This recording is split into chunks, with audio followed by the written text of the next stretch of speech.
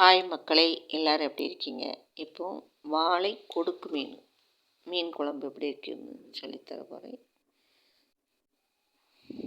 தேவையான அளவு தேங்காய், வெங்காயம், ஜீரகம் போட்டு ஜாரில் போட்டு அரைச்சி வச்சுக்கணும். ஒரு தக்காளி, 2 பச்சை மிளகா வெட்டி வச்சுக்கணும். புளி ஊற போட்டு கரைச்சி வச்சுக்கணும்.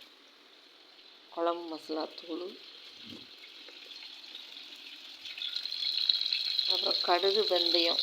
வாழை மீன் கொடுக்கு மீன் வாயு, அதனால் வெந்தயம் போடணும். தேங்காய் அரைச்சி வச்சாச்சு, தக்காளி, பச்சை மிளகா வெட்டி வச்சாச்சு, புளி கரைச்சி வச்சாச்சு. அப்புறம்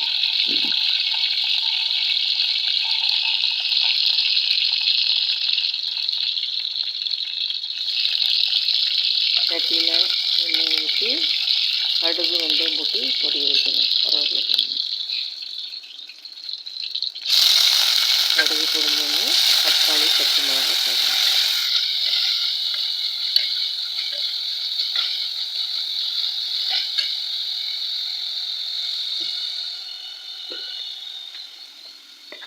கருவேப்பிலை இல்லை, அதனால் கருவேப்பிலை போடாமல் வெந்தயம், கடுகு போட்டிருக்கேன். பச்சை மிளகா, தக்காளி, வெந்தயம் கொஞ்சம் பொன்னிறமாக வந்தோடனே பச்சை மிளகா,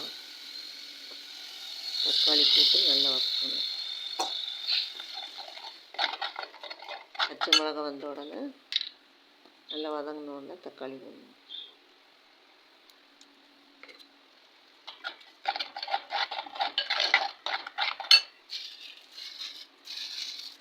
தக்காளி வச்சு 2 உப்பு, கல் உப்பு போட்டு நல்லா வதங்கணும்.